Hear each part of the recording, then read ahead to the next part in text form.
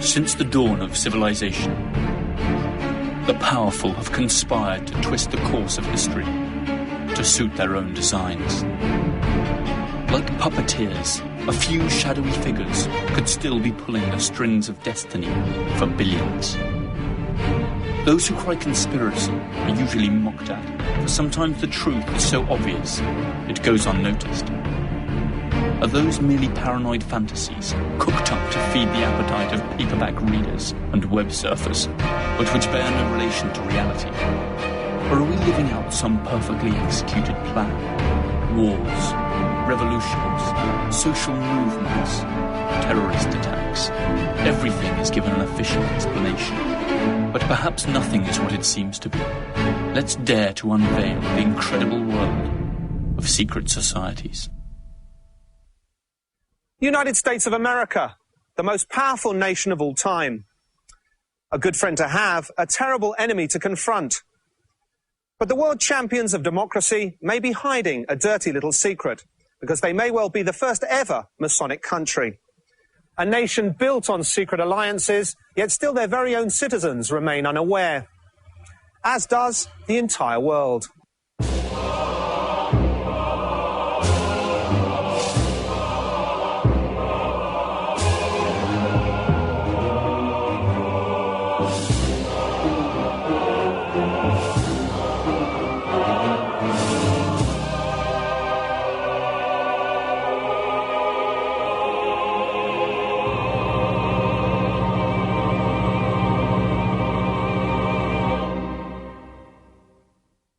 Among those who instigated the American Revolution, the French Revolution, and the Latin American Wars of Independence, a startling number were either paid-up Freemasons or sympathetic to Freemasonry.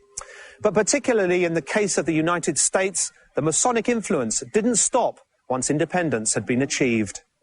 Freemasonry also later participated in the planning and development of this country's political infrastructure, and in the management of it up to modern day. Whether this is a good or bad thing depends on one's opinion about Freemasonry. So first, we should understand what Freemasonry is all about. Freemasonry is a secret brotherhood whose origins go back to the builders' guilds of the Middle Ages. Maçon in French means bricklayer. It was born out of the need of these craftsmen to aggressively protect their skills, and by doing so, to maintain their status and livelihoods. In addition, their secrecy helped save their brethren from official persecution, since many of the Masonic ideals clashed head-on with those of the Church in Rome. By the end of the Middle Ages, Masonry had evolved into Freemasonry, or Free and Accepted Masons. Free for not admitting slaves or serfs into their ranks, and accepted for now accepting not only builders, but also anyone who swore allegiance to their rules. Freemasonry became an anti-clerical, an anti-monarchical secret society that kept many of the symbols and rituals of the original builders' guilds. Though it became a civilian social organization with avowedly humanistic objectives, on many occasions its operations were secret and unmistakably political. For centuries, Freemasonry was officially persecuted by the Church and the establishment. However, many nobles and clergymen did in fact belong to this secret society. Its ability to attract even those who were supposed to be against it made Freemasonry all that more intriguing and disturbing. The origins of Freemasonry in the United States go back to 1682, when Scotsman John Skene, an active member of the Scottish Aberdeen Lodge, took residence in the American colony of New England. 3 years later, he was made Deputy Governor of West Jersey. Jonathan Belcher, who was Royal Governor of Massachusetts and New Hampshire, became a Freemason in London in 1704, and boasted of being the first Freemason to be born in the United States. By 1776, what we now call the United States were barely 13 small colonies crowded upon the East Coast. They had been founded by English Protestant Puritans, the famous Pilgrims. who had been expelled from England by the powerful Anglican Church.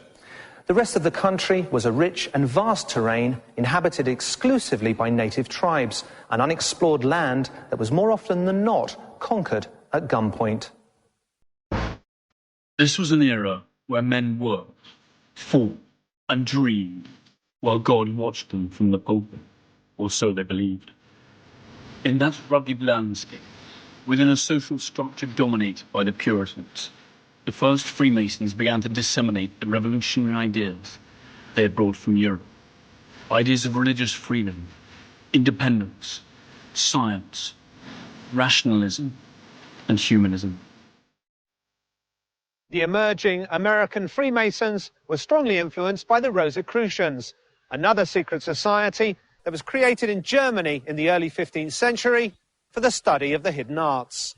The American Freemasons adopted many of the Rosicrucians' mystical ways, as well as their Greek and Egyptian symbols. Symbols that can be seen in many American national emblems today. The Rosicrucians claimed to have founded their first American lodge in 1694 in Philadelphia, when William Penn, the Quaker who founded the first American community to advocate total religious liberty, Pennsylvania, invited Johann Jacob Zimmermann's Chapter of Perfection to leave Germany and join them. Zimmermann, a Rosicrucian, believed that Christ would return in the year 1700. So in 1694, they built an observatory on American soil to watch for the return of the Lord. To Zimmermann's regret, Jesus did not show up, and the Rosicrucians subsequently dispersed around Pennsylvania. Some of them became wandering spiritual healers who used amulets and staged ceremonies to ensure good crops and to drive away bad luck. In 1717, the Great Lodge of England was founded. It claimed authority over all other lodges in the English colonies.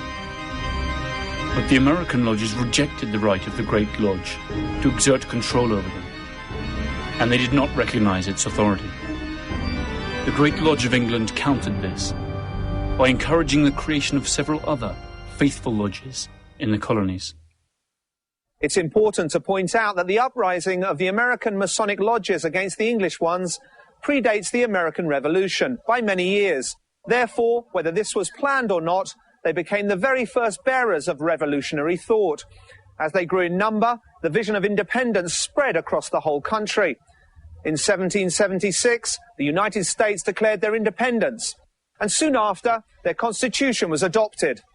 The contribution of Freemasonry in these events was fundamental, since many brethren were involved.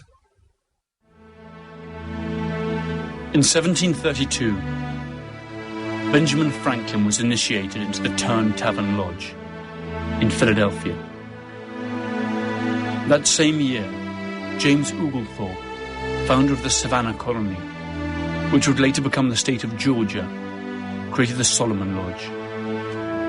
It was here that the two men destined to become the first Jewish-American Freemasons, Moses and Daniel Nunes, were initiated.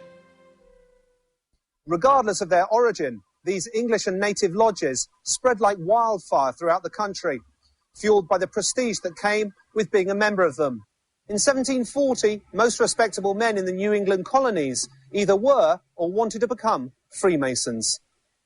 In 1773, a group of outraged Mohawks staged a protest against what they considered unfair English custom duties by dumping overboard the tea cargo of 3 ships.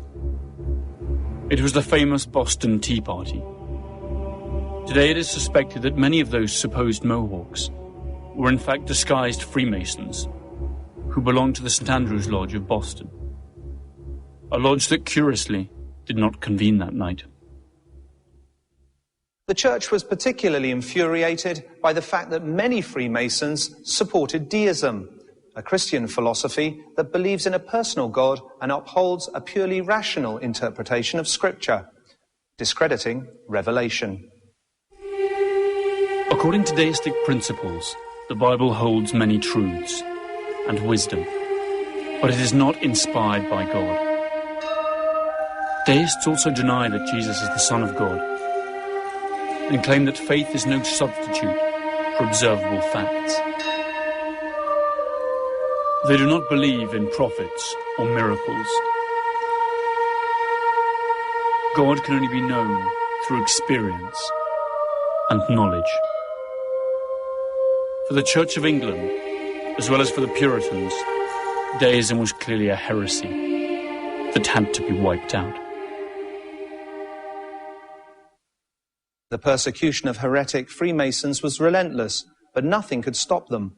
Soon the British colonies in America would take their first great steps towards liberty, and in their footsteps, the trace of Freemasonry could be clearly seen.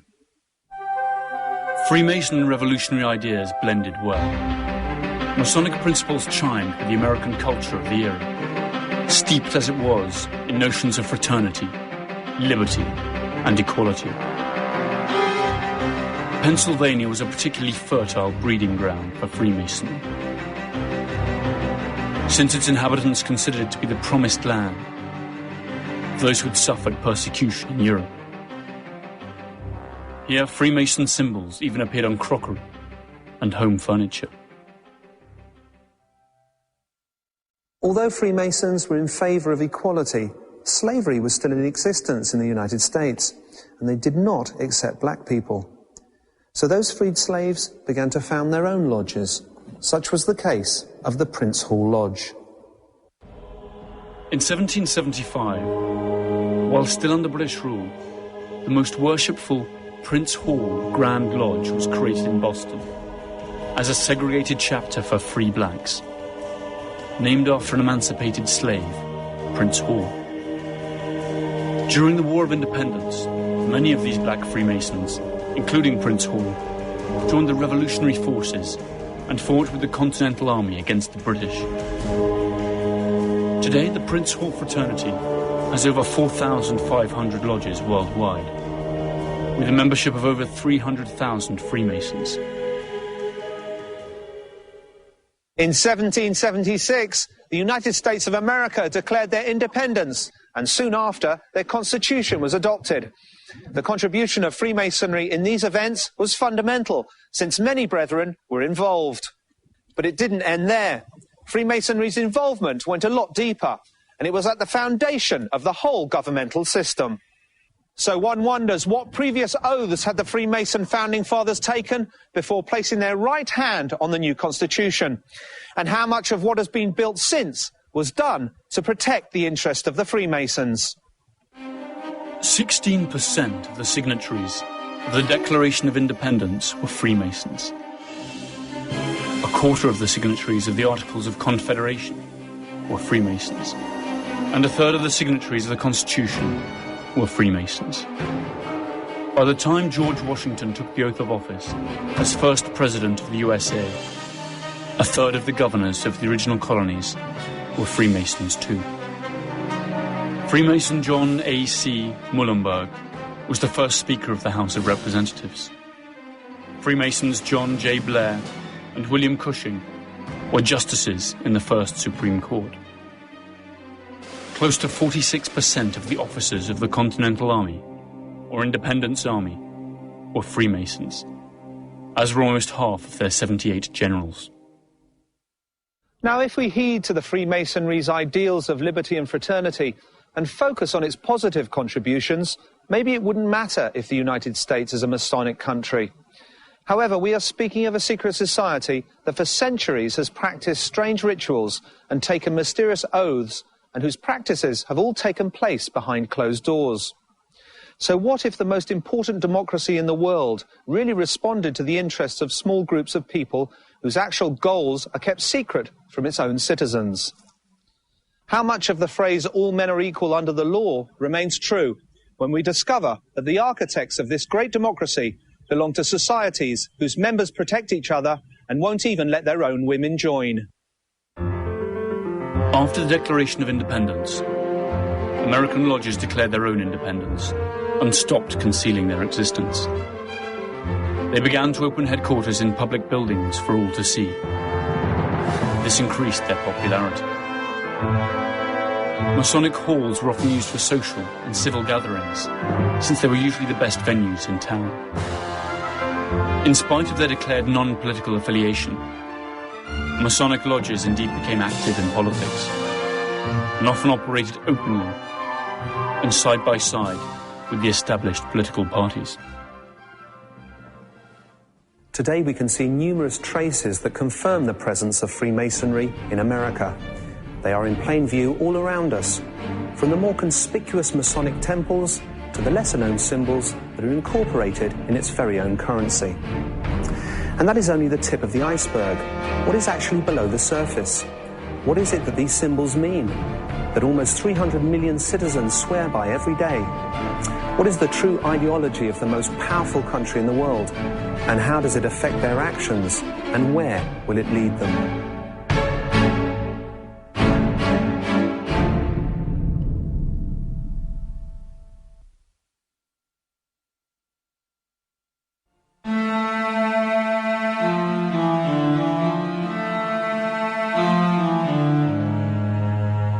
In the early 18th century, Freemason became particularly strong and influential in North America, where it played a key role in the creation of what today we know as the United States of America. Many of the USA's founding fathers were Freemasons, among them Benjamin Franklin. Franklin was a printer, scientist, inventor, politician and diplomat. In 1726, upon returning from England, he founded his own secret society, the Leather Apron Club.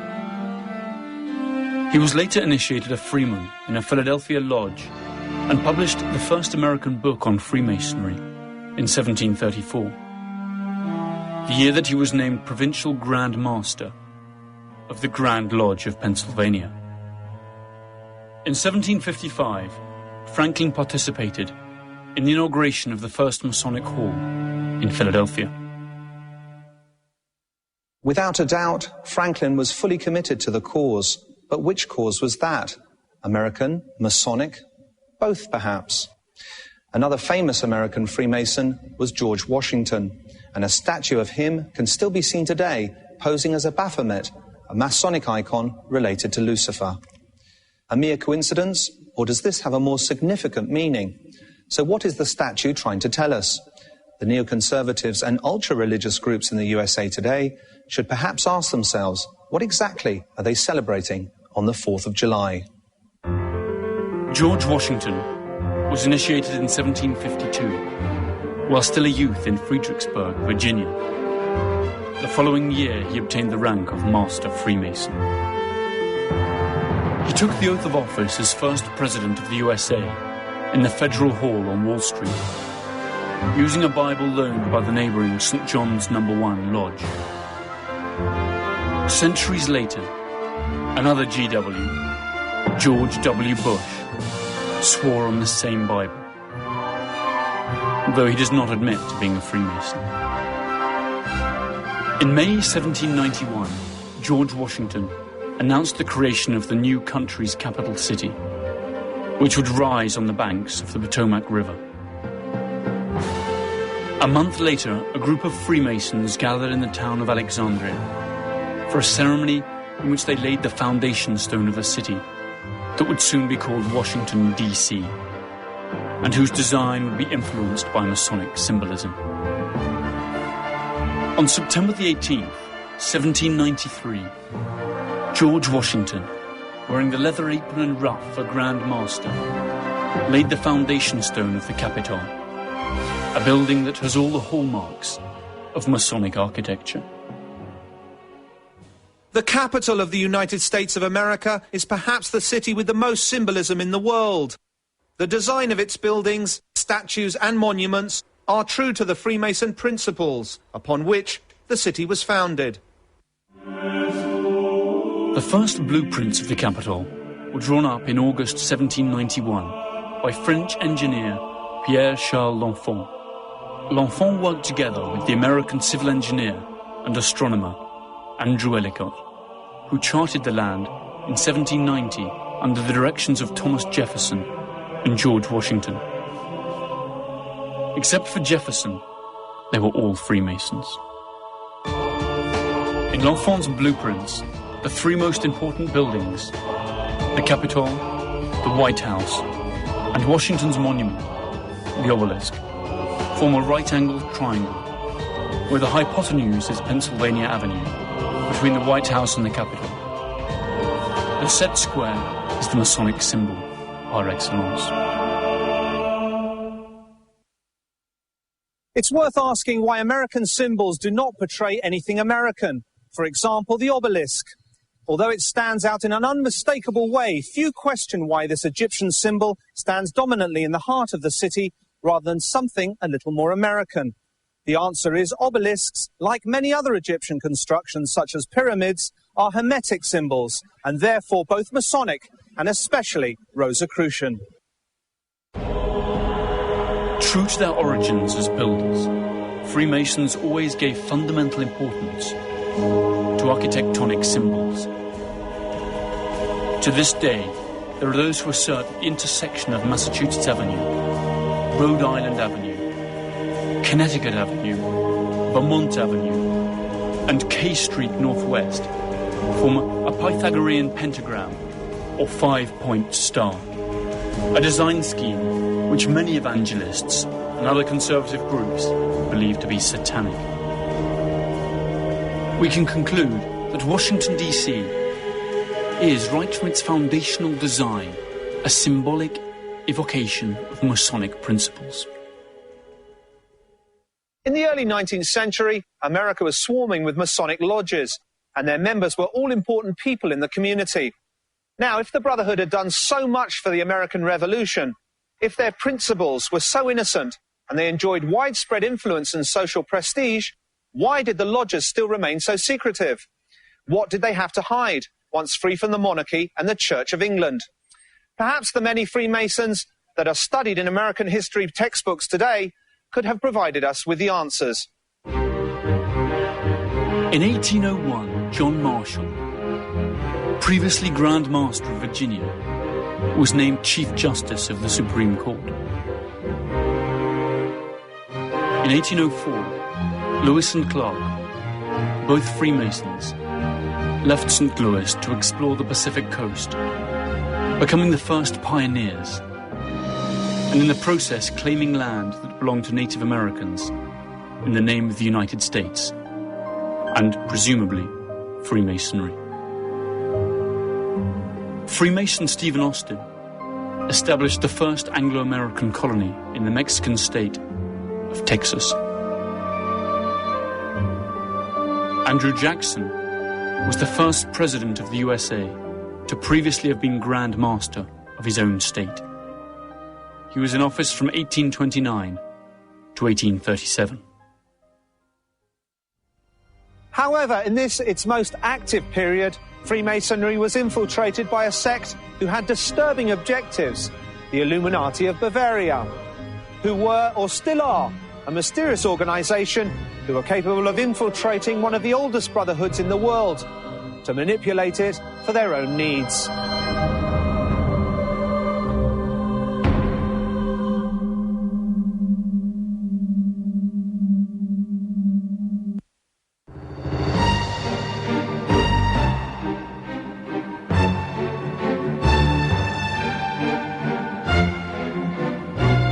Freemasonry was undoubtedly the starting point for many of the most progressive ideas of the 18th century.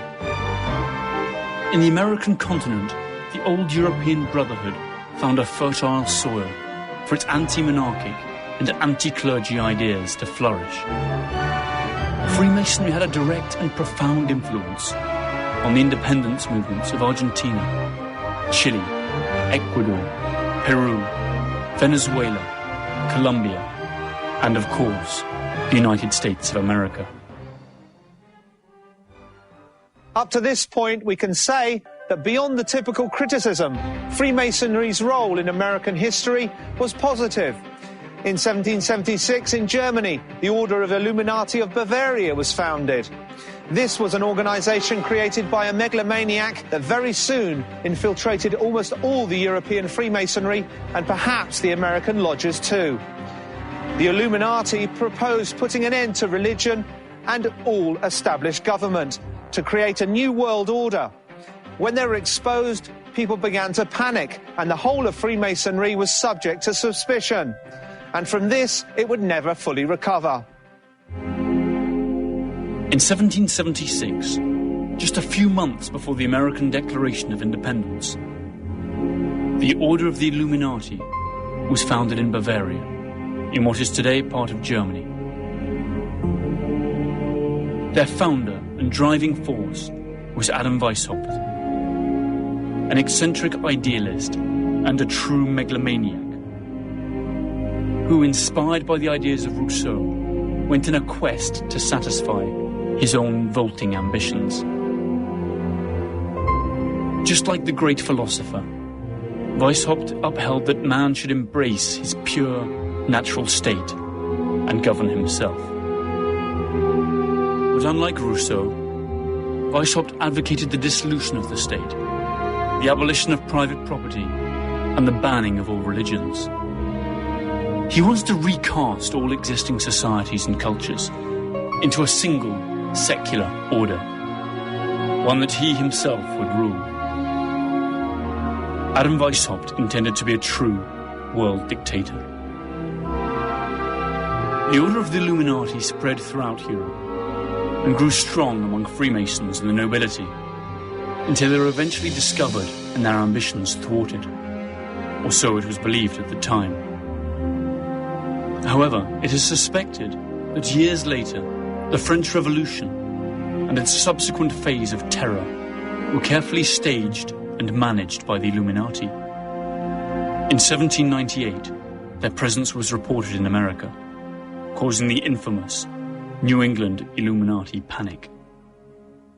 If, since 1776, the Illuminati had infiltrated Freemasonry, one could ask how many of the founding fathers were Illuminati as well as being Freemasons. This possibility was perfect ammunition for the enemies of Freemasonry.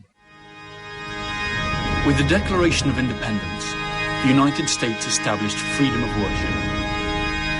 The religious and conservative sectors were furious, and an anti-Masonic campaign was soon up and running. The New England Illuminati panic could have been a manufactured propaganda campaign designed to nullify the actions of the founding fathers, or it could have been genuine.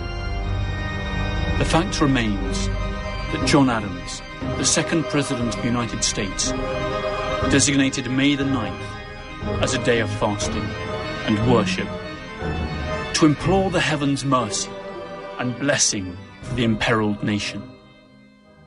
After this statement from Adams, the paranoia of the Illuminati became hysteria. The prestigious Reverend Jedediah Morse of Boston devoted 3 months of sermons to condemn what he called a conspiracy to attack the true religion and liberty.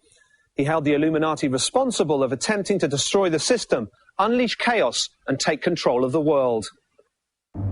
Morse based his theories on those of Scottish Freemason John Robison, who maintained that the Illuminati, who attacked thrones and altars, had already established themselves in the United States.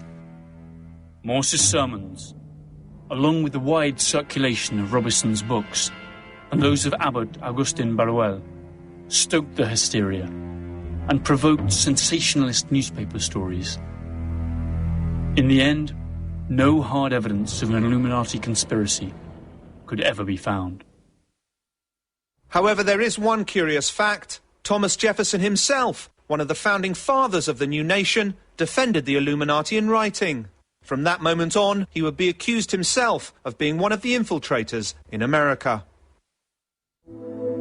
After reading one of the books by Barruel, Jefferson wrote a letter to Bishop Madison, saying that Adam Weishaupt believes in the indefinite perfectibility of man. He thinks that he may in time be rendered so perfect that he will be able to govern himself in every circumstance so as to injure none, to do all the good he can, to leave government no occasion to exercise their powers over him, and of course, to render political government useless. This, you know, is not far removed from our own ideals. Was Thomas Jefferson an Illuminati? His enemies immediately used this letter against him. The Federalist Party hit back and accused the Democratic Republican Party, headed by Jefferson and Madison, of being puppets controlled by the Illuminati. The truth perhaps will never be known, but it is worth pointing out that Jefferson's and Madison's party is the direct ancestor of the modern Republican and Democrat parties that have dominated the US political system since the Civil War.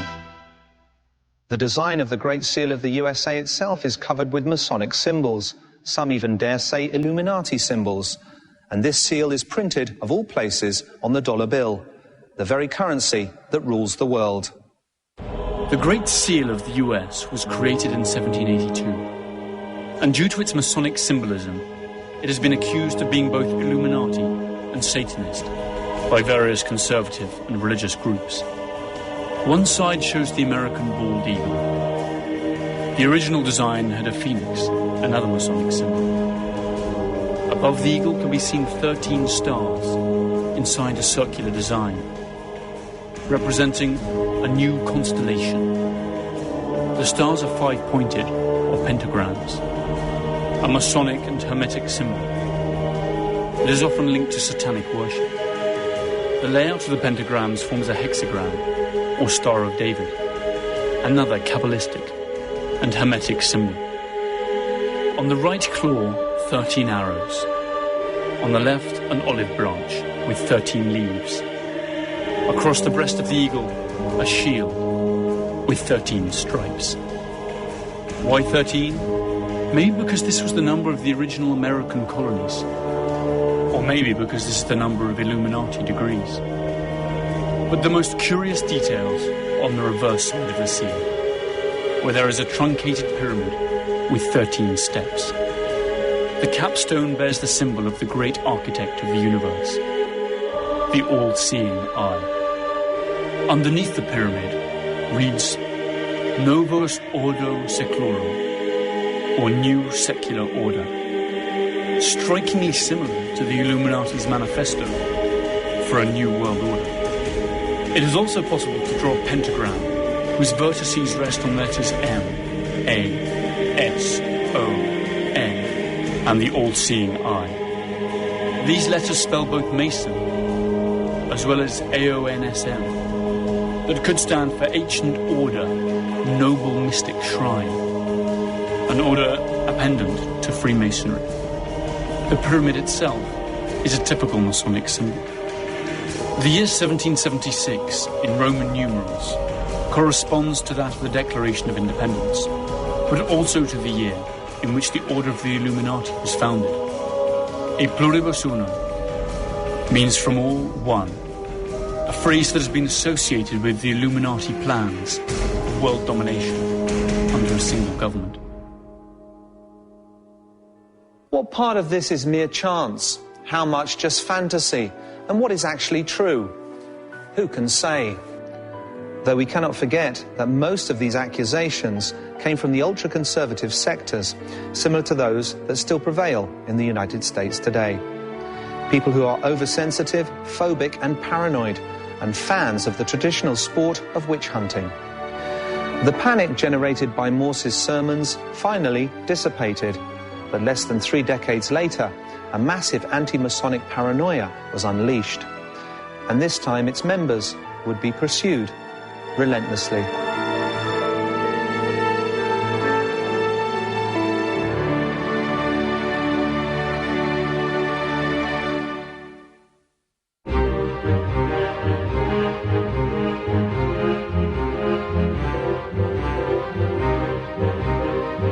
In September 1826, in the small town of Batavia, in New York State, a man named William Morgan disappeared. He was a former Freemason and a swindler who had threatened to write a book revealing the secrets of the secret society.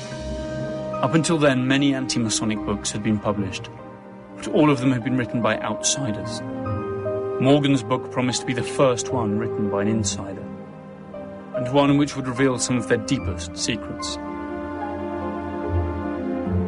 The Freemasons of Batavia first tried to burn down the print, and then managed to have Morgan accused of petty crimes. Finally, they abducted him and carried him to Fort Niagara on Lake Ontario, ordering him to cross the border into Canada. They said they gave him $500, a horse, and told him to head north and never come back. Morgan was never seen again. Without doubt, the Freemasons' reaction was horrific, but those were wild times, and America was a wild country. Many suspected that the only journey that Morgan made was to the bottom of the lake. The fact remains that nobody saw him alive again, and the episode ended in a suspicious trial that unleashed the wrath of the population, and a witch hunt followed. 26 Freemasons were accused, and 6 of them faced trial, although not for murder. The verdicts were very lenient. It was widely believed that the district attorney and the judges were also Freemasons. This caused a wave of demonstrations. It began and spread all over the country. Public opinion was once again inflamed. In the long run, the book was finally published by a daring associate of Morgan's. The paranoid and scandalous tone of the book made it an immediate bestseller. The average American already loved to imagine conspiracies and speculate about invisible enemies. Suddenly, the honorable and prestigious society became a sinister sect in the public eye. On St. John's Day, 3,000 people went to the headquarters of the Batavia Lodge, attacked the Freemasons, and looted the premises. In every town and village, lists were published denouncing the local Freemasons. In the years that followed, anti-Masonic sentiment spread all over the United States. In the 1832 presidential election, the anti-Masonic party came in third, with 8% of the votes going to its candidate, William Wirt, a former Freemason. Freemasonry stood accused of being anti-democratic, anti-American, and anti-Christian. A cloud of suspicion was cast over all the country regarding Freemason congressmen, judges, and public servants. It would not be the last time that a ghost enemy would be created in times of elections. Between 1827 and 1837, Freemasons dropped in numbers, from 100,000 to 40,000. Of the 500 active lodges in New York, only 75 remain. Many went underground and abandoned their annual banquets and parades. But Freemasonry had thick roots that ran deep. In just a few years, thanks to a certain Albert Pike, it made an amazing comeback. And since that new resurgence, its members would once again reach the highest positions in American society. Albert Pike was a brilliant intellectual.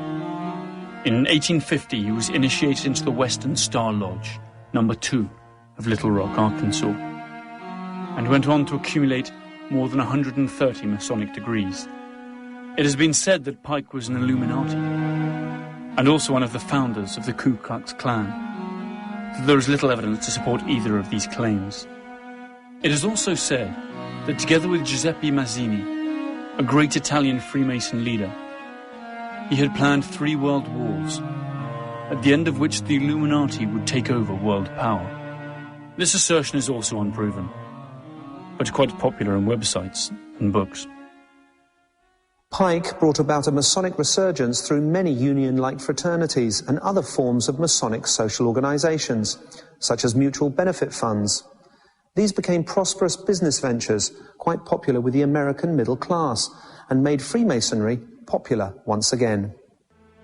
In 1885, the Statue of Liberty was presented to the United States by France to celebrate the former's centennial in 1886. There are those who say that it was really a gift from the Freemasons of the Great Orient of France for the centennial of the First Masonic Republic. The two explanations are not mutually exclusive. The statue holds aloft the torch of illumination, or the flaming torch of reason, that symbolizes the sun. Its official name is liberty enlightening the world. It was designed by a Freemason sculptor named Frederick Auguste Bartholdi. The French engineer who built it was also a Freemason, Gustave Eiffel, who also built the tower that bears his name in Paris. The foundation stone was laid in a Masonic ceremony organized by the New York Lodges in 1884. The Statue of Liberty is a perfect example of how Freemasonry can conceal its messages in clear sight of all.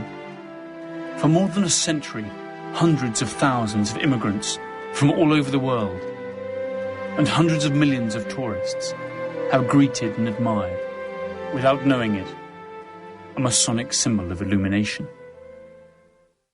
At the beginning of the 20th century, Freemasonry was once again a powerful force in the United States. The days of persecution were long gone. Many of the key government jobs were back in their hands. Among them, the Oval Office in the White House.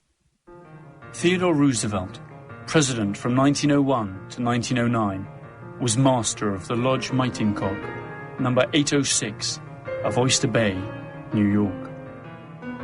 William Howard Taft, president between 1909 and 1913, was Grand Master of Ohio Freemasonry. Warren G. Harding, president from 1921 to 1923, was a degree 33 Mason in Ohio Fraternity, number 26. With the Great Depression of the 30s, the Brotherhood lost almost 600,000 members. However, Franklin D. Roosevelt, a Freemason himself, brought the country back from the brink of disaster. The Freemasons' prestige kept growing. The growth of Freemasonry lasted until well into the early 1960s. From its ranks emerged presidents and senators, including Harry S. Truman, president from 1945 till 1953. He had attained the rank of Grand Master of Missouri Freemasonry, the highest degree in the organization. The last president to be an acknowledged Freemason was Lyndon B. Johnson, who was initiated as a Mason in Texas, and whose time in office lasted from 1963 to 1969. Johnson stepped up into office following the murder of the first ever Catholic president of the USA, John Fitzgerald Kennedy. And then suddenly, Freemasonry lost its popularity. No longer was it a subject of conversation, except for books on conspiracies and dubious websites. Had Freemasonry gone out of fashion, or was it just taking a break after a job well done? It's hard to believe that a secret society, which has influenced the creation and development of the most powerful state on earth, whose presence is felt in all of that state's national symbols, has been reduced to a mere social circuit, where citizens in exotic clothes practice secret rituals that alternate with bingo events and themed balls.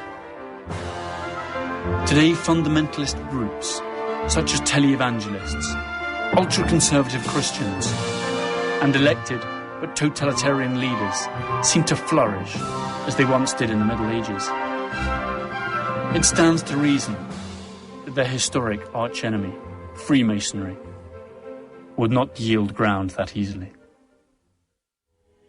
Was or is Freemasonry a state within a state, a shadow government? And do they dominate the world by dominating its most powerful nation? The United States is a country with the most accessible public information on earth. However, it was built brick by brick, law by law, following the secret principles of a hermetic society that doesn't even open its rituals to the public. A large percentage of the country's leading men were or are Freemasons. In the land of opportunity where all are supposedly equal under the law, how does belonging to this special brotherhood help you in any way? How many American symbols really represent something different to what citizens believe? The vast majority of American citizens hold a job, pay their mortgage, watch the news at 8, and most of them even vote when they are required to. They live under the illusion that they control their own destiny and the destiny of their families. Meanwhile, the all-seeing eye watches attentively from the very currency that they all work so hard to attain.